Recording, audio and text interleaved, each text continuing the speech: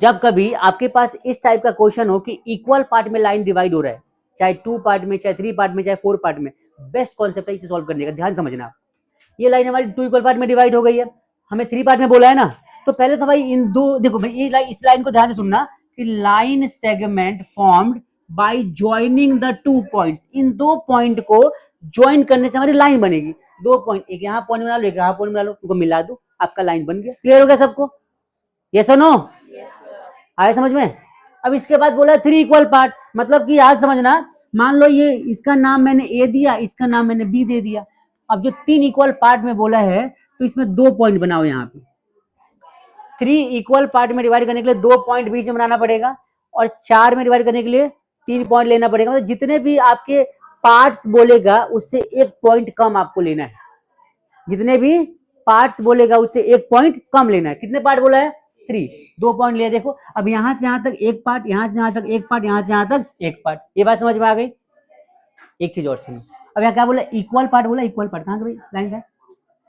Equal, 3 equal parts बोला है ना, तो इसका भी 1, इसका पार्ट की पूरी लेंथ 1, इस पार्ट की पूरी लेंथ हम 1 ले लेते हैं। हमेशा याद रखना 1 1 1 होता है। अब यहाँ पे जब क्वेश्चन हम ट्राई करेंगे बच्चों, सुनो, इसका नाम दिया मैंने P, इसका नाम दिया मैंने Q। आई बात समझ में? आपसे बोलेगा find the coordinate of P and Q। क्या बोलेगा? Find their coordinates. क्या ये बात समझ में आ गई सबको? क्या बोला आपसे? Find there. अब कोऑर्डिनेट्स हमें कौन कौन से निकालने हैं? आपको निकालना है P की वैल्यू, फिर कौन से निकालना है? Q की वैल्यू। कैसे निकालोगे? देखो, तो सबसे पहले P की वैल्यू निकालोगे तो पूरी बात देखो, इंपॉर्टेंट पॉइंट यहीं पे है, यहीं पे आपको इंपॉर्टेंट है समझना। क्या कि जब P की बात करोगे, आप P की बात करोगे तो बच्चों P की बात करोगे मतलब P से यहाँ पे 1 पार्ट ले लो पूरा, और P से पहले एक और पार्ट हो जाएगा। बात समझ में आ गई? मतलब P से आपका लाइन जो है 2 पार्ट में डिवाइड हो जाएगा। कई बात समझ में आई सबको?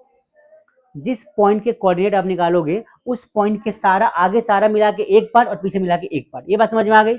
अब बताओ इस पूरे की वैल्यू क्या हो जाएगी? यहाँ पे m1 इज इक्वल टू क्या मान लोगे? 1, और यहाँ पे m1 की m2 की वैल्यू क्या हो जाएगी? 2। 2 पार्ट इधर है तो जोड़ दो। आई बात समझ में? आपको जब भी कभी पॉइंट्स निकालने होंगे तो सबसे मेरा आपको m1 m2 ही चाहिए होगा, बाकी तो x1। देखो ये हमारा क्या होता है? ये हमारा होता है x1, ये क्या होता है? y1, ये क्या होता है? ये क्या होता है? y2। ये बात समझ में आ गई सबको? x1 y1 x2 y2 मिल गया आप लोगों को? क्या चाहिए आपको और फॉर्मूले में? m1 m2 चाहिए होगा। m1 m2 कैसे निकालोगे? तो उसके लिए देखो क्या दे रखा है, जिस पॉइंट की बात करोगे इसका तो आपको x भी निकालना है, y भी निकालना है। मतलब कि x और नेक्स्ट दोनों चाहिए अपने को, नहीं x और y। ठीक है भाई, तो x और नेक्स्ट दोनों चाहिए। तो x और y निकालने के लिए हम लगाएंगे सेक्शन फॉर्मूला, और सेक्शन फॉर्मूला में क्या चाहिए अपने को?